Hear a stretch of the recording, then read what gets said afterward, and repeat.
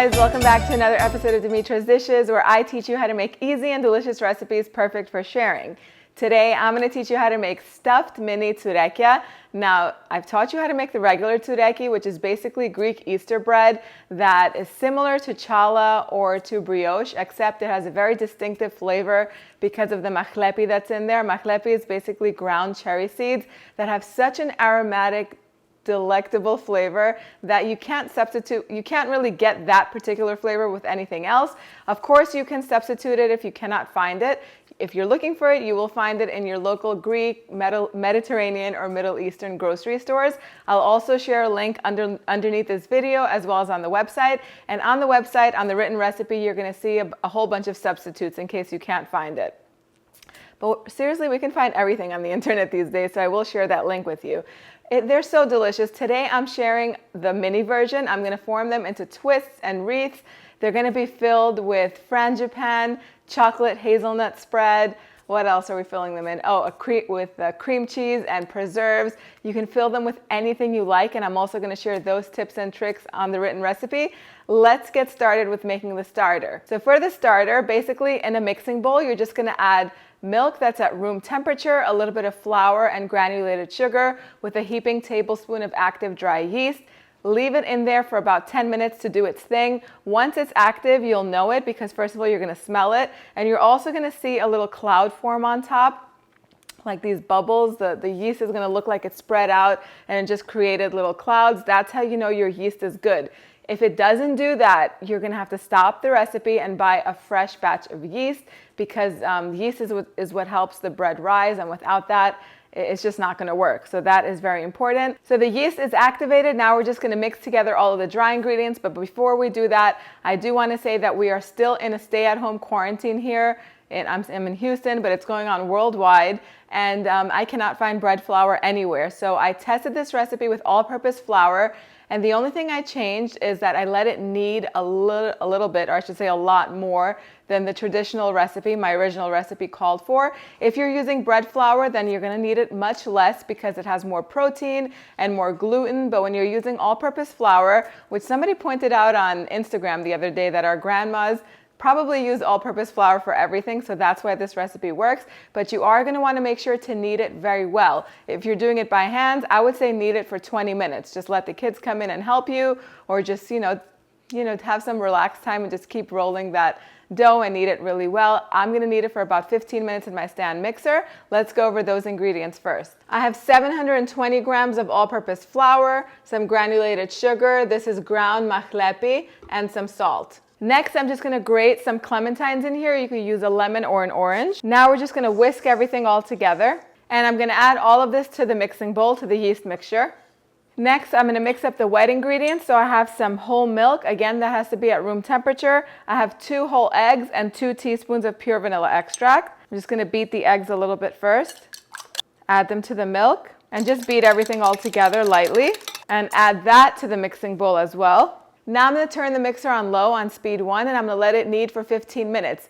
In between, the dough is going to gather up onto the dough hook because it is fitted with the dough hook attachment. So what you want to do 2 or 3 times, take the dough off and put it on the bottom of the bowl, and then let it knead again so it kneads very well. Once it's done kneading for 15 minutes, I'm going to go in and add 2 ounces of unsalted softened butter, and I'm going to let that knead for an additional minute or so, or until it's all incorporated, and then we're going to move on to the next step. Once the dough is done kneading, it is going to still be a little bit sticky. Don't worry about it. You're going to transfer it to another bowl where it's going to double up in volume. Make sure that you put a little bit of olive oil in there or vegetable oil. A couple of tablespoons will be fine. Transfer the dough into that bowl and just knead it a few times until it's nice and smooth and no longer sticky. Cover it with plastic wrap and set it aside in the warmest part of your house so it can rise until it's doubled in volume.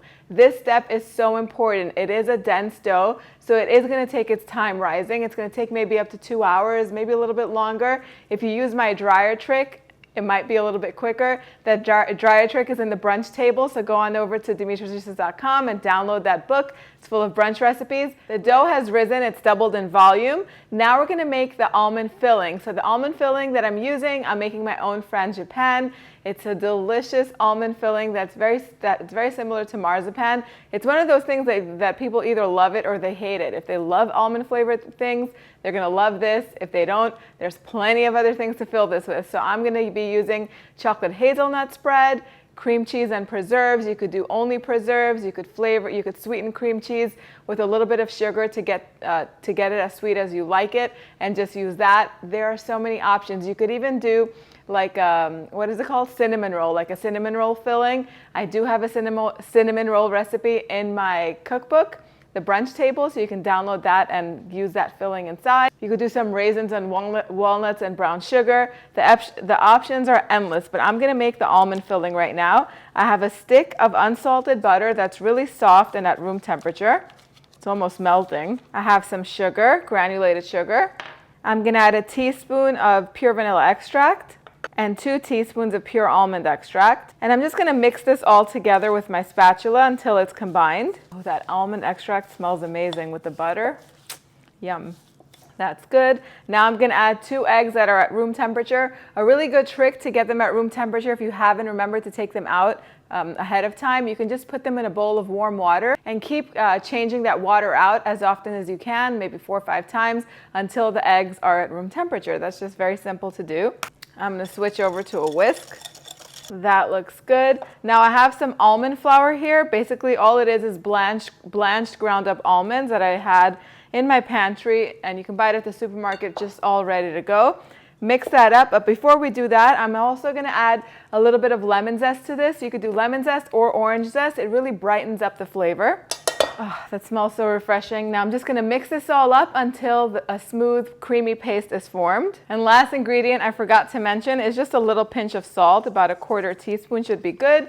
Again, mix it all up until it's nice and smooth and creamy. And this filling right here is delicious in everything. You could put this in some croissants and bake them, and you'll have some almond croissants ready. I have a very old recipe of that. This is one of my first recipes that I did. I will link it down below in the description box. So I have my assembly line ready. I have my frangipane almond filling. I have chocolate hazelnut spread. You could use ganache too if you want, instead of the chocolate hazelnut. I have some softened cream cheese ready, and I have my cherry preserves. Use your favorite things, your favorite preserves, your favorite jams, whatever you like. Transfer the dough to your work surface, and you're not going to use any extra flour right here. If your dough is still a little bit sticky, which it shouldn't be, it should be fine, you can just rub your hands with a little bit of olive oil, and that will do the trick. First, we're going to cut it in half. That looks about right. Doesn't have to be perfect. And then we're going to cut each half into 6 portions. The dough that you're not working with can just be covered with plastic wrap so it doesn't develop a dry skin on top.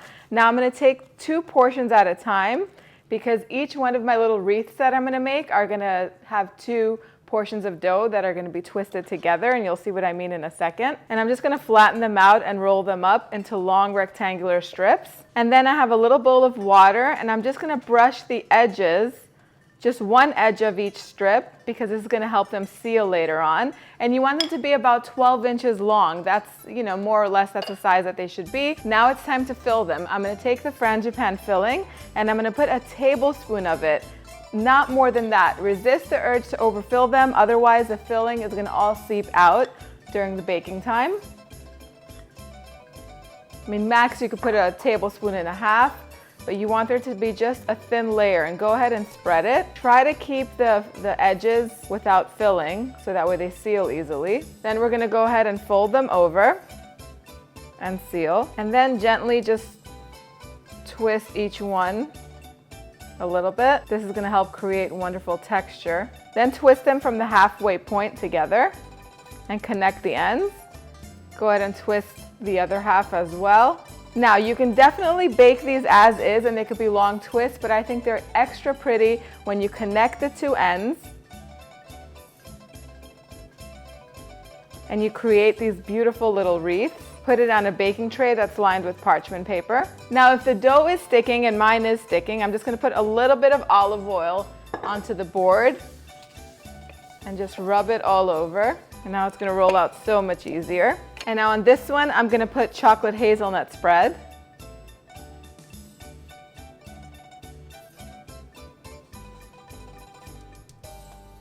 A little bit of water for the edges. I'm gonna fold it over.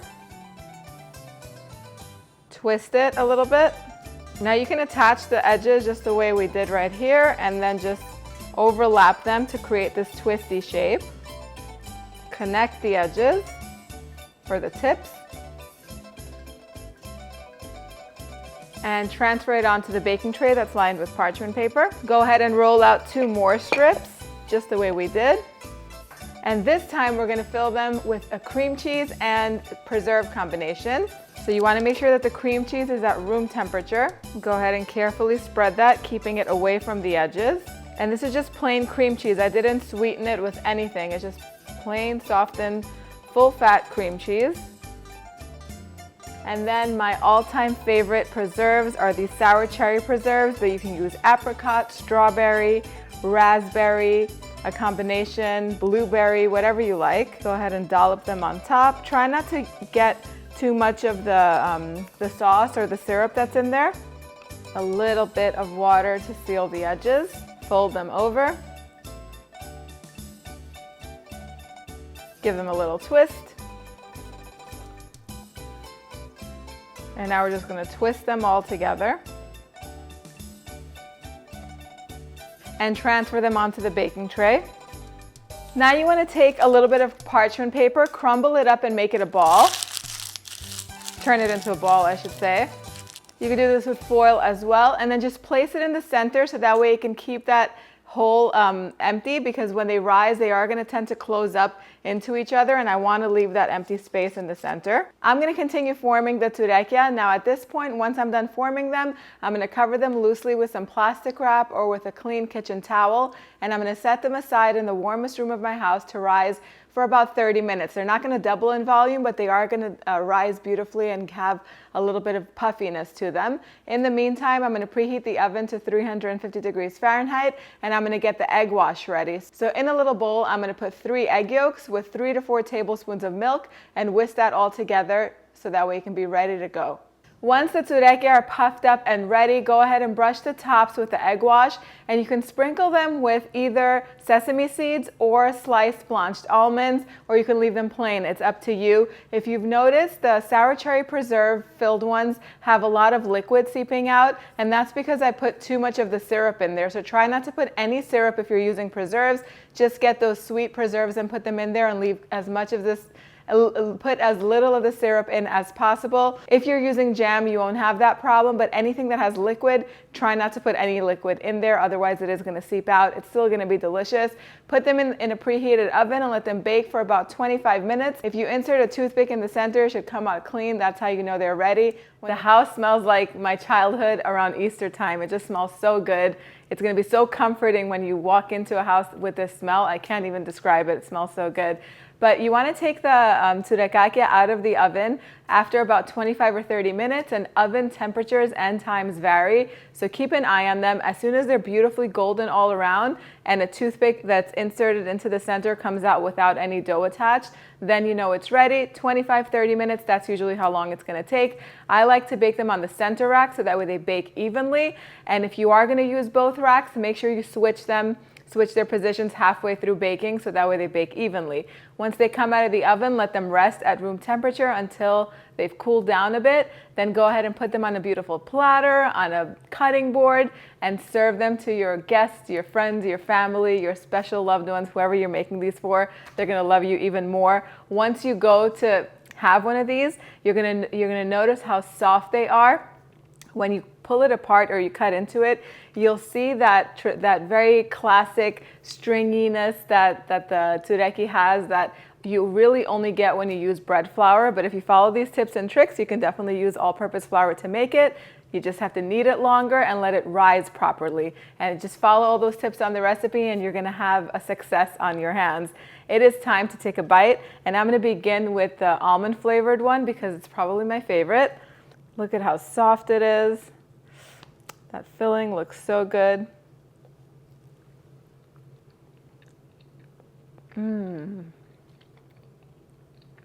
That combination, just give it to me every day with a cup of tea and I'll be so happy. Just delicious. Now let's see, let's try the chocolate filled one. Oh my goodness, look at that chocolate in there. I'll take this corner piece right here. Look at that. Oh my God, this is so good. Almost tastes like a chocolate croissant. That hazelnut filling is just the perfect amount. Incredibly delicious. Now let's go in for the cream cheese and sour cherry filled one. Also very soft. Look at that. I'll take this piece right here.